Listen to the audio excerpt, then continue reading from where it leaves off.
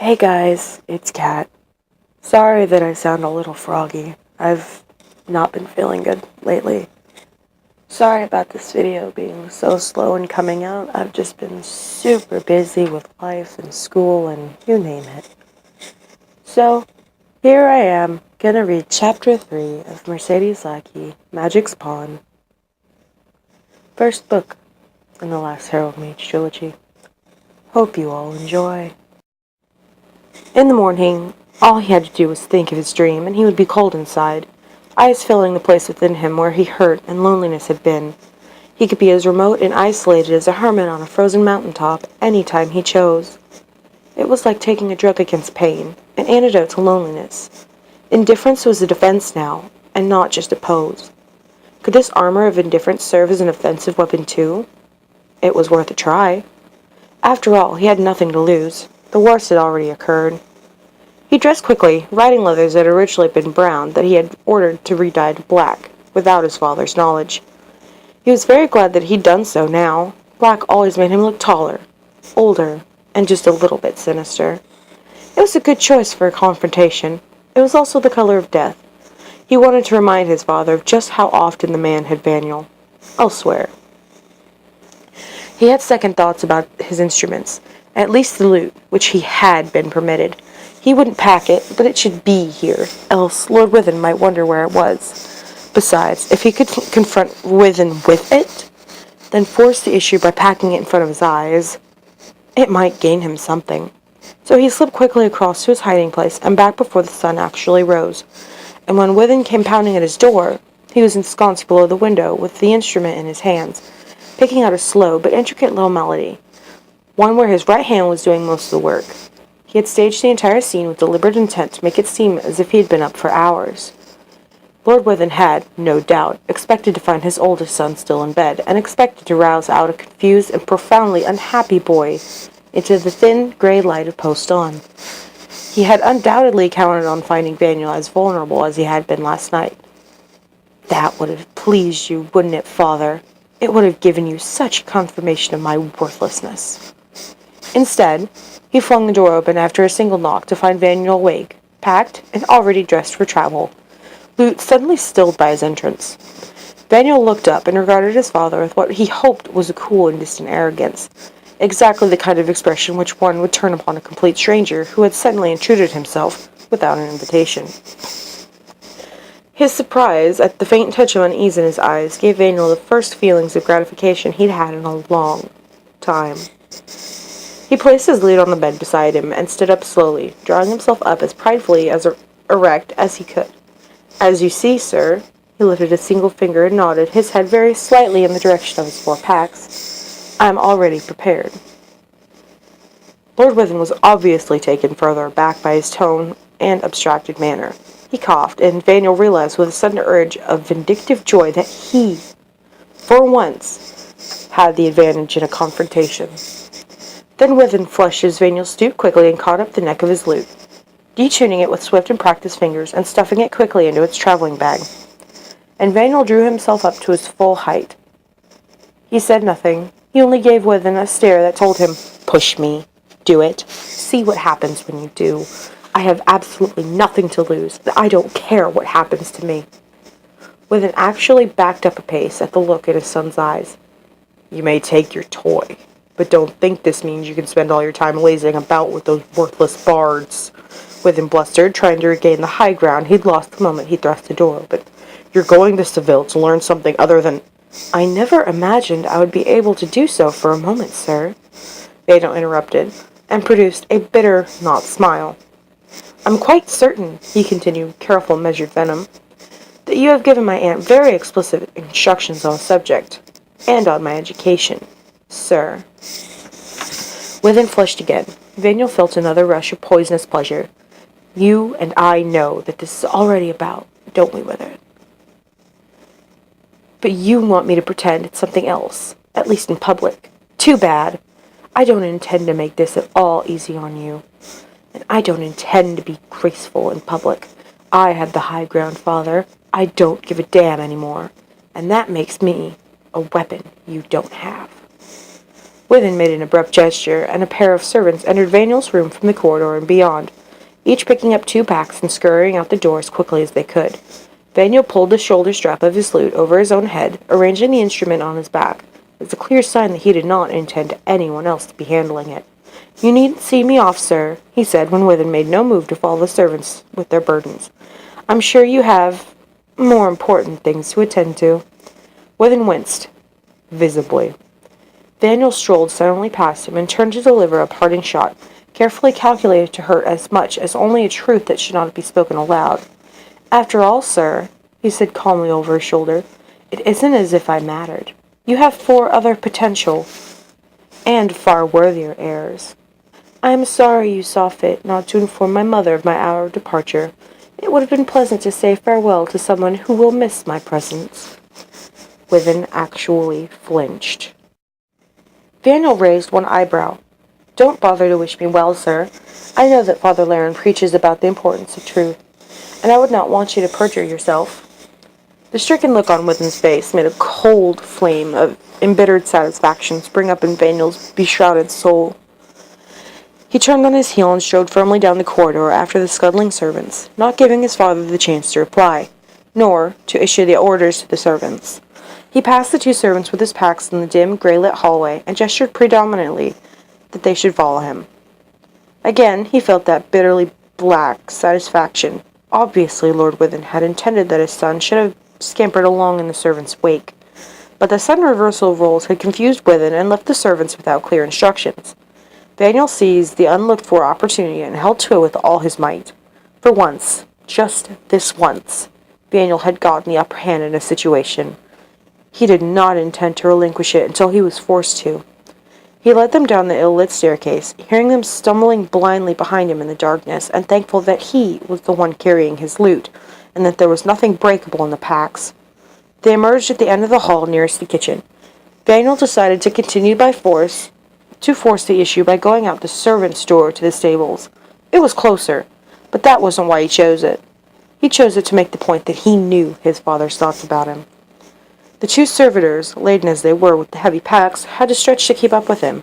Already they were panting with effort. As Vaniel's boots crunched in the gravel spread across the yard between the keep and the stables, he could hear them puffing along far behind him.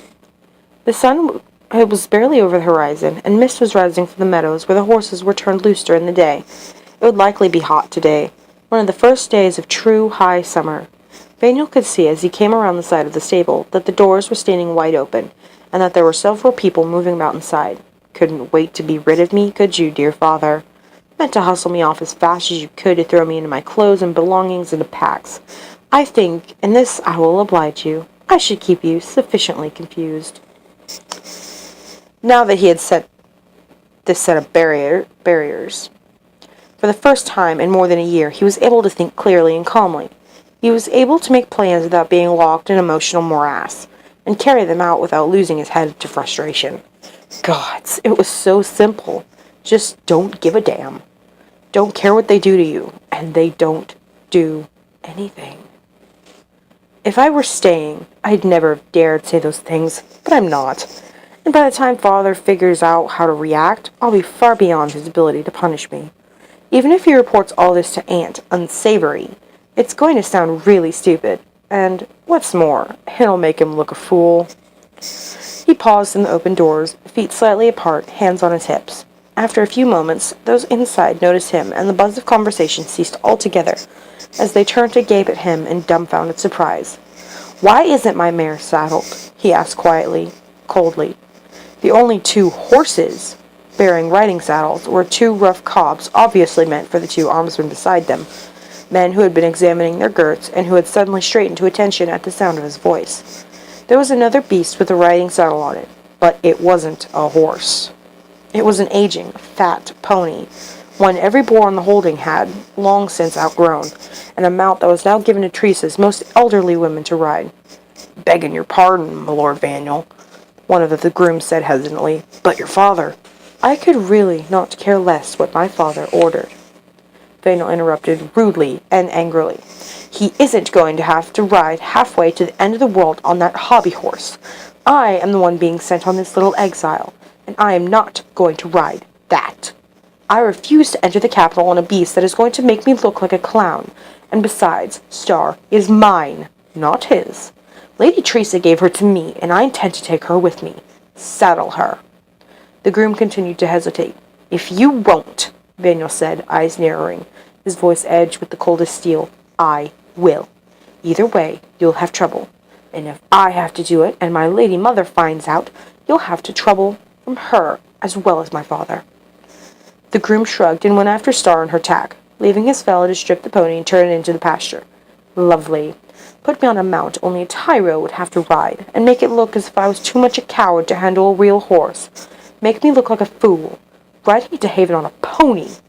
And deprive me of something that I treasured. Not this time, father.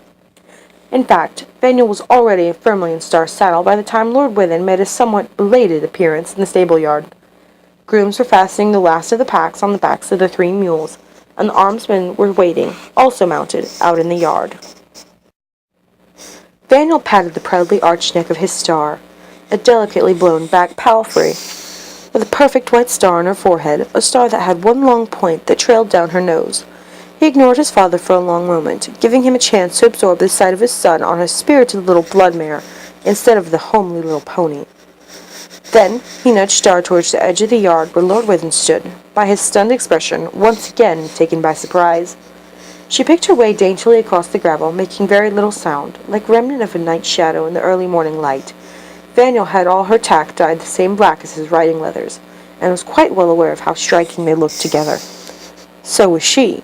She curved her neck and carried her tail like a banner as he directed her towards his father. Lord Withen's expression changed as they approached, first discomfort, then resigned. Vaniel kept the same, as it had been all this morning, non-existent. He kept his gaze fixed on a point slightly above his father's head. Behind him, Vaniel could hear the mules being led out to have the lead rein of the first fastened to the cantle of one of the armsmen's saddles. He halted Star about then, a few paces from the edge of the yard. He looked down at his father, keeping his face completely still and completely closed. They stared at each other for a long moment. Vaniel could see Withen groping for something appropriate to say, and each time he began to speak, the words died in unspoken beneath Vaniel's cold and dispassionate gaze. "I'm not going to make this easy for you, father. Not after what you've done to me. Not after what you tried to do to me just now. I'm going to follow my sire's example. I'm going to be just as nasty as you are, but I'm going to do it with more style." The silence lengthened almost unbearably. Even the armsmen began picking up the tension and shifted uneasily in their saddles. Their cobs fidgeted and snorted restlessly. Vaniel and Star could have been a statue of onyx and silver. Finally, Vaniel decided that he had prolonged the agony enough. He had nodded, once, almost imperceptibly. Then, without a word, he wheeled Star and nudged her lightly out with his heels. She tossed her head and shot down the road to the village at a fast trot, leaving the armsmen cursing and kicking at their beasts behind him, trying to catch up. He reined Star in once they were past the Forest Reach village, not wanting to tire herself so early in the journey, and not wanting to give the armsmen an excuse to order him to ride between them. Father's probably told him that they're to watch for me trying to bolt, he thought cynically, as Star fought the rein for a moment, then settled into a more or less sedate walk. And indeed, that surmise was confirmed when he saw them exchange serendipitous glances and not too well-concealed sighs of relief. Little do they know. For once they got beyond the forest-reached lands that lay under the plough. They entered the completely untamed woodlands that lay between Forest Reach and the nearest eastward holding of Priory Ford. This forest land had been left purposely wild. There weren't enough people to farm it at either holding, and it supplied all the wood products and good half of meat eaten in a year to the people of both holdings. It took skilled foresters to take their way about in a wood like this, and Vaniel knew very well that he had no more idea of how to survive in a wilderland than he had of how to sprout fins and breathe water. The road itself was hardly more than a rutted track of hard-packed dirt meandering through a tunnel of tree branches. The branches themselves were so thick overhead that they rode in a kind of green twilight. Although the sun was dispersing the mist outside the wood, there were still tendrils of it wisping between the trees and lying across the road. And only an occasional sunbeam was able to make its way down through the canopy of the leaves to strike the roadway, To either side, the track was edged with thick bushes. A hint here and there of red among the green leaves told Vaniel that those bushes were blackberry hedges, probably planted to keep bears and other predators off the road itself. Even if he'd been thinking of escape, he was not fool enough to dare their brambly embrace. Even less did he wish to damage Star's tender hide with the unkind touches of their thorns. Behind the brushes, so far as he could see, the forest floor was a tangle of vegetation which he would be lost in heartbeats. He was not in the least tempted to bolt and run, but there were other reasons not to run besides the logical ones. Vaniel stared moodily at the candle on his bedside. There wasn't anything much else to look at. His room had no windows. Other than that, it wasn't that much unlike his old room back at Forest Reach. Quite plain, a bit stuffy, not too bad, really, except that it had no windows, except for being a prison. Inventory. One bed, one chair, one table, no fireplace, but that wasn't a consideration given the general warmth of the building and the fact that it was summer. All 4 of his packs were piled up over in one corner, the loot still in its case leaning up against them. He'd asked for a bath, and they'd brought him a tub and bath water rather than letting him go down to the bathhouse. The water was tepid, and the tub none too big, but he'd acted as if the notion had been his idea. At least his guardians hadn't insisted on being in the same room watching him when he used it. One of them had escorted him to the privy and back, though. He'd headed in that direction, and the one called Garth had immediately dropped whatever he'd been working on and attached himself to Vaniel's invisible wake, following about 6 paces behind. That had been so humiliating that he hadn't spoken a single word to the man, simply ignored his presence entirely. And they hadn't consulted him on dinner either. They had brought it up on a tray while he was bathing. Not that he'd been particularly hungry. He managed the bread and butter and cheese. The bread was better than he got at home, and a bit of fresh fruit. But the rest, boiled chicken, a thick gravy, and dumplings, had all of it swiftly cooling into a greasy, congealed mess on the plate, had stuck in his throat, and he gave up trying to eat the tasteless stuff entirely. But he didn't really want to sit here staring at it either. So he picked up the tray, opened his door, and took it to the outer room, setting it down on the table already cluttered with oddments of traveling gear and the wherewithal to clean it. Both men looked up at his entrance, eyes wide and startled in the candlelight. The only sound was the steady flapping of the curtains and the light breeze coming in the window, and the buzzing of a fly over one of the candles. Vaniel straightened, licked his lips, and looked off at a point on the farther wall, between them and above their heads. Every corridor in this building leads to the common room, so I can hardly escape you that way, he said, in a bored and detached tone as he could muster. And besides, there's grooms sleeping in the stables, and I'm certain you've already spoken with them. I'm scarcely going to climb out the window and run off on foot. You might as well enjoy yourselves in the common room. You may be my jailers, but that doesn't mean you have to endure the jail yourselves. With that, he turned abruptly and closed the door of the room behind him. But he held his breath and waited right beside the door, his ear against it, to better overhear what they were saying in the room beyond. Huh, the one called Garth said, after an interval of startled silence. What you think of that? That he ain't half so scatterbrained as my lord thinks, the other replied thoughtfully. He knows damn well what's going on. Not that he ain't about as nose in the air as I ever seen. But he ain't addlepated, not a bit of it. Never saw my lord set so on his rump before, Garth agreed, speaking slowly.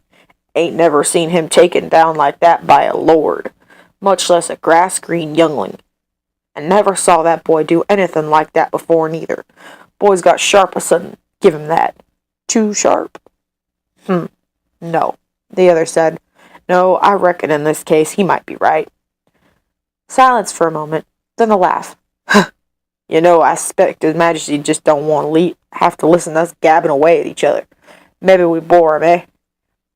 What the hell? I could stand a beer. You? If you're buying, Eric. Their voices faded as the door to the hall beyond scraped open, then closed again. Vaniel sighed, out of breath, as if he had been holding it in, and took the 2 steps he needed to reach the table. sagging down onto the hard, wooded chair beside it. Tired. God, I'm so tired. This farce is taking more out of me than I thought it would. He stared numbly at the candle flame. Then the transferred his gaze to the bright, flickering reflections on the brown earthenware bottle beside it. It's awful wine. But it is wine. I suppose I could get good and drunk. There certainly isn't anything else to do. At least, nothing they'll let me do. Gods, they think I'm some kind of prig. His Majesty, indeed. He shook his head. What's wrong with me? Why should it matter what a couple of armsmen think about me? Why should I even want them on my side? Who are they, anyway? What consequence are they? They're just a bare step up from the dirt-grubbing farmers. Why should I care what they think? Besides, they can't affect what happens to me. He sighed again and tried to summon a bit more of the numbing disinterest he'd sustained himself with this far. Filthy whole day. It wouldn't come at first. There was something in the way. Nothing matters, he told himself sternly. Least of all what they think about you. He closed his eyes again and managed this time to summon a breath of the chill of his dream sanctuary. It helped. After a while he shifted the chair, creaking, and tried to think of something to do. Maybe to put the thoughts running round his head into a set of lyrics. Instead, he found he could hear, muffled and indistinct, the distracting sounds of the common room, somewhere a floor below and several hundred feet away. The laughter, in particular, came across clearly. Vaniel bit his lip as he tried to think of the last time he'd really laughed. And he found he couldn't remember it. Damn it, I am better than they are. I don't need them. I don't need their stupid approval. He reached hastily for the bottle, poured an earthenware mug full of the thin, slightly vinegary stuff, and gulped it down. He poured a second, but left it on the table. Rising instead and taking his lute from the corner, he stripped the padded bag off it, and began retuning it before the wine had a chance to muddle him. At least there was music. There was always music. And the attempt to get what he'd lost back again. Before long, the instrument was nicely in tune. That was one thing that minstrel, what was his name? Chauncey? That was it. He praised, unsingingly, Vaniel, he'd said, had a natural ear. Chauncey had even put Vaniel in charge of tuning his instruments while he stayed at Forest Reach. He took the lute back to the bed and laid it carefully on the spread while he shoved the table up against the bedstead. He curled up with his back against the headboard and the bottle and mug easy reach, and began practicing those damned finger exercises. It might have been the wine, but his hand didn't seem to be hurting quite as much this time. The bottle was half empty and his head buzzing a bit when there was a soft tap at his door. He stopped in mid-phrase, frowning, certain he'd somehow overheard something from the next room, but the tapping came a second time, soft but insistent, and definitely coming from his door. He shook his head a little, hoping to clear it, and put the lute in the corner of the bed. He took a deep breath to steady his thoughts and uncurled his legs, rose, and paced, weaving only a little, to the door. He cracked it open, and more than half expecting it to be one of his captors come to tell him to shut the hell up so they could get some sleep. "Oh," said the young girl who stood there, her eyes huge with surprise, one wearing the livery of one of the inn servants. He had caught her with her hand raised, about to tap on the door a third time. Beyond her, the almsman's room, mostly dark and quite empty. "Yes," he said, blinking his eyes, which were not focusing properly. When he'd gotten up, the wine had gone to his head with a vengeance. The girl was not as young as he thought, but fairly pretty, soft brown eyes, curly dark hair. Rather like a shabby copy of Melena. "Just ye wasn't down with us, my lord. I wondered if ye needed aught." "No, thank you," he replied, still trying to fathom why she was out here. Trying to think in the midst of a wine fog, unless that almsman Garth might as well send her, to make certain he was still where he was supposed to be. The ties of the soft yellow blouse she was wearing had come loose, and it was slipping off one shoulder, exposing the round shoulder and a goodly expanse of the mound of one breast. She wet her lips and edged closer until she was practically nose to nose with him. "Are you sure, my lord?" she breathed. "Are you sure you can't think of nothing?" Good gods, he realized at the start. She's trying to seduce me.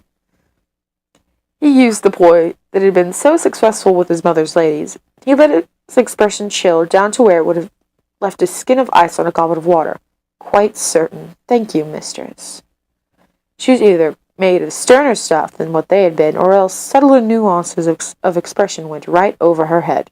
Or, third, possibly, she found either Vaniel or his presumably fat purse too attractive to let go without a fight.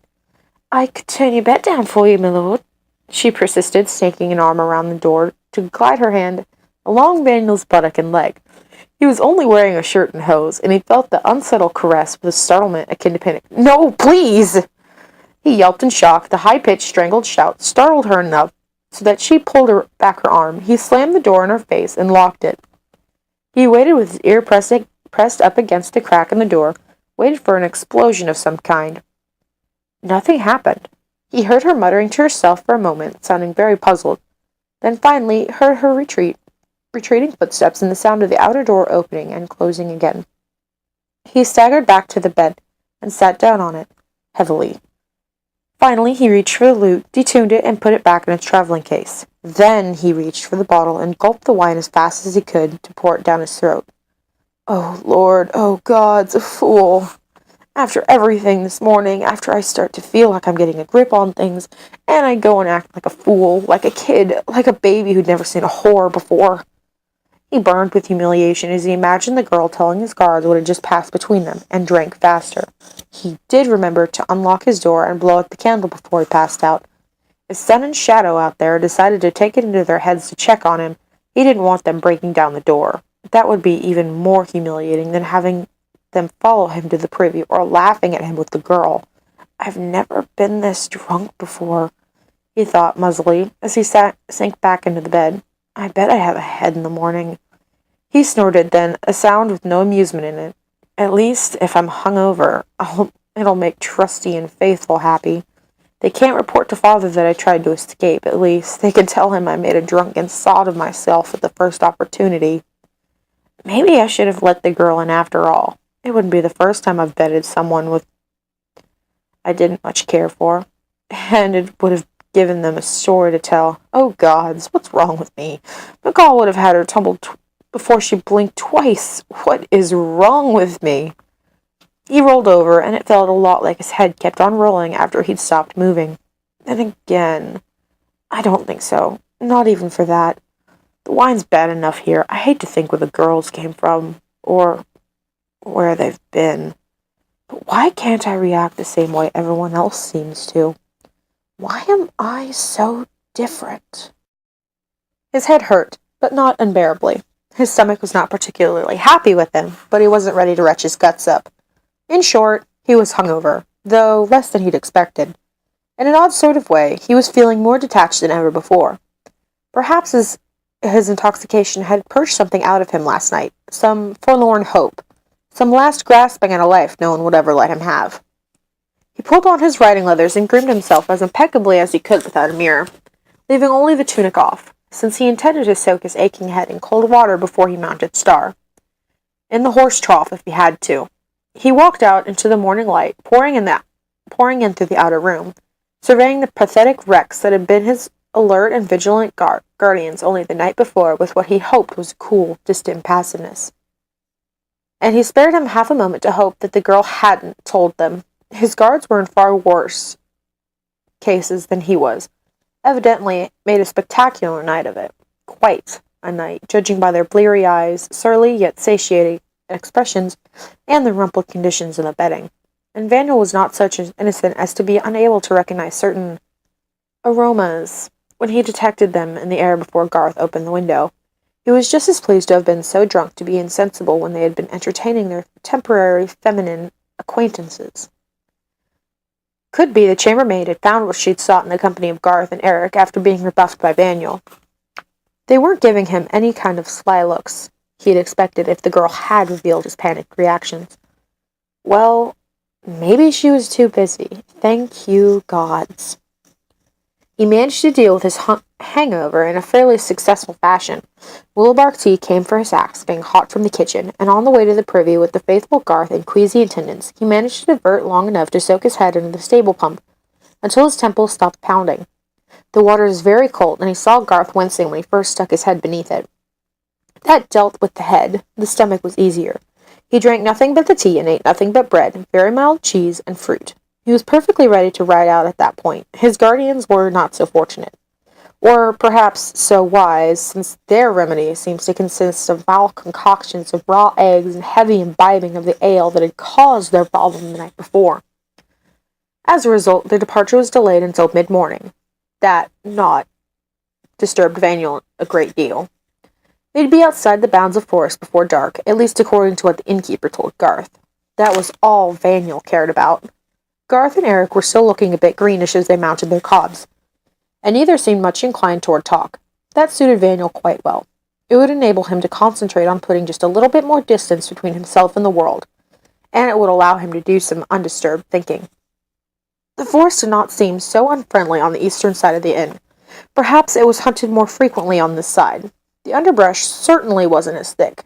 The boughs of the trees overhead weren't either, and Vaniel got a bit of nasty satisfaction at seeing Garth and Eric wincing out of the way of the sunbeams that were much more frequent on this side of the woods. But it was hotter than yesterday, and Vaniel finally stripped off his leather tunic and bundled it behind him. Seeing no lurking shadows beneath the trees, he felt a bit easier about turning his attention inward to think about just what exactly he would be heading toward. I can guess at what Father's told the old bat. That's easy enough. The question is what she's likely to do about it. He tried to dig everything he could remember out of the dim recesses of memory, not just about his aunt in particular, but about Harold in general. He'll tell her that I'll be weapons school, that's for certain, but how? It's up to her. And now that I think of it, damn, if I wasn't a Harold that wrote that book that got me in such trouble, I may, just might, actually be better off in that area. Huh. Now I think about it, I can't see any way I'd be worse off.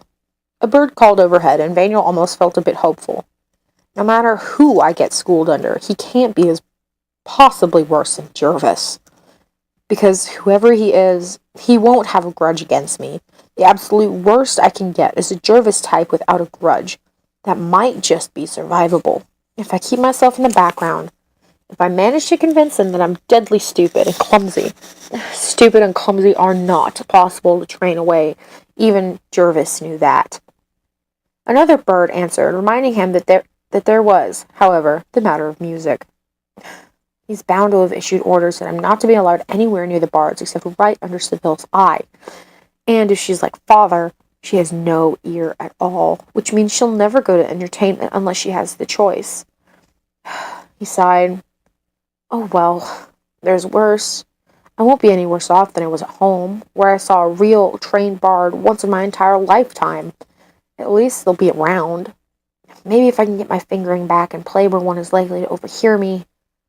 He sternly squelched that last. Best not to think about it. I can't afford hope anymore. Star fidgeted. She wanted her usual early morning run. He reined her in, calmed her down, and went back to his own thoughts. One thing for sure, Father is likely to have told Seville all kinds of things about how rotten I am, so she'll be likely looking for wrong moves on my part, and I'll bet she'll have to have her protégés and friends watching me too. It's going to be hell. Hell with no sanctuary, and no Lys. He studied Star's ears as he thought, watching her flick them back and forth with alert interest when she heard him sigh. Well, everyone else is going to hate me, but you still love me. He patted Star's neck, and she pranced a little.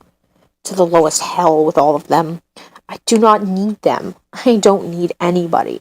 Not even Lys. I'll do all right on my own. But there was one puzzle. One he was reminded of later, when they passed one of the remote farms, and Vaniel saw the farmer out in the field, talking with someone on horseback who was likely his overlord. Huh, he thought. I can't figure how in Haven's Father expects Seville to train me in governance. Then he felt a cold chill, unless he doesn't really expect me to ever come home again. Gods. He could try to work something out in the way of sending me off to a temple, but he could do that, and it bloody wouldn't matter if Father Laren could find a priest. He could bribe into accepting an unwilling acolyte. It would work. It would work. Especially if it was a cloistered order, and with me out of the way in Seville's hands, He has all the time he needs to find a compliant priest. He doesn't even have to tell Seville. Just issue the order to send me back home again when it's all arranged, then spirit me off and announce to anyone who asks that I discovered I had a vocation, and I would spend the rest of my life in a little stone cave somewhere. He swallowed hard and tried to find the reasons to dismiss the notion in a paranoid fantasy, but all he could discover were more reasons why it was a logical move on Lord Withen's part. He tried to banish the fear, telling himself that it was no good worrying about what might only be a fantasy until it actually happened. But the thought wouldn't go away. It kept coming back, not only that day, but every day thereafter. It wasn't quite an obsession, but it wasn't far off. It was quite enough to keep him wrapped in silent, apprehensive thought for every day of the remainder of the journey, and to keep him sleepless for long hours every night, and not even dreams of his isolate snowplane helped to keep it in his thoughts. Hey guys, so that was chapter 3. I hope you all enjoyed it, and by the time I get this video up and loaded, I should be almost done recording chapter 4. I'm so sorry for the infrequency of my videos, and hey, leave a comment down in the description if you have any questions. Please be sure to like and subscribe, guys. Be sure to watch out for my next videos. And I may be working on another book here in the future. It's from a completely different author and a completely different timeline. So, bye, guys.